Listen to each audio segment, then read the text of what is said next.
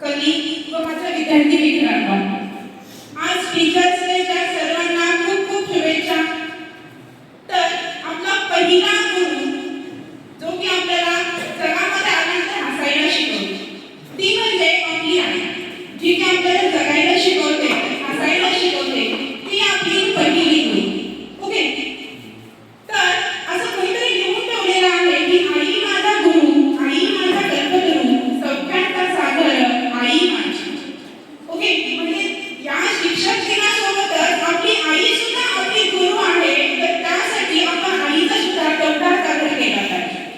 Okay, तर आज आपण एका विशिष्ट व्यक्तीचा जन्मदिवस साजरा करतो, ते म्हणजे डॉक्टर सर्वपल्ली राधाकृष्णन यांचा जन्मदिवस आपण एक शिक्षक दिन म्हणून साजरा करतो.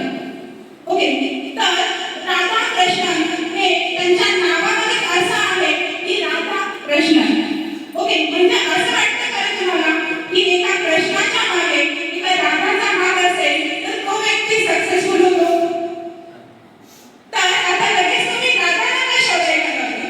ओके, तर असं नाहीये की एका कृष्णाच्या मागे राधाचा हात नसतो, तर त्या घडवण्यामध्ये एका शिक्षकाचा हात असतो. जसं की फ्रेंड्स, मी एक तुम्हाला एक्झाम्पल देते.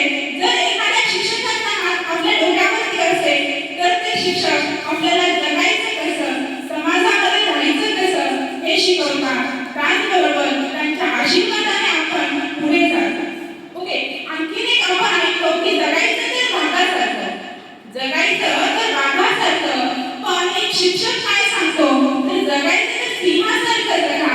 का तर एका जंगलाचा राजा वाघ नसून तो सिंह असतो.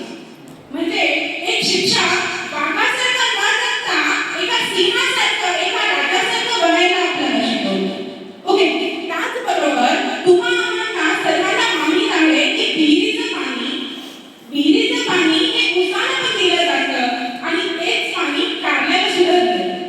बरोबर आहे? तर कारलं हे कडू असतं आणि ऊस हा गोड असतो. पण यामध्ये त्या पाण्याचा दोष आहे काय? नाही. तर कारला हा मुळातच कडू आहे आणि ऊस हा गोड आहे.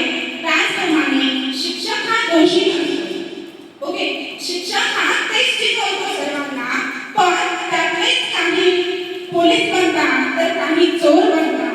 यामध्ये शिक्षकांचा काही दोष नसतो.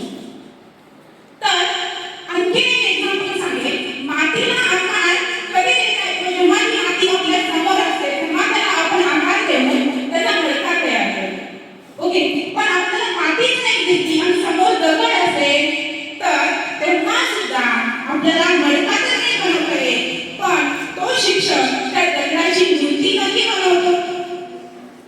म्हणजे माती असली काय आणि दगड असला काय, त्याला घडवण्याचं काम हे तो शिक्षक करत असतो. म्हणून आणि आणखीन एक गोष्ट सांगते, तुम्ही जेव्हा स्कूलमध्ये असता, ओके, प्री प्रायमरी पासून तुम्ही शिकत असता तेव्हा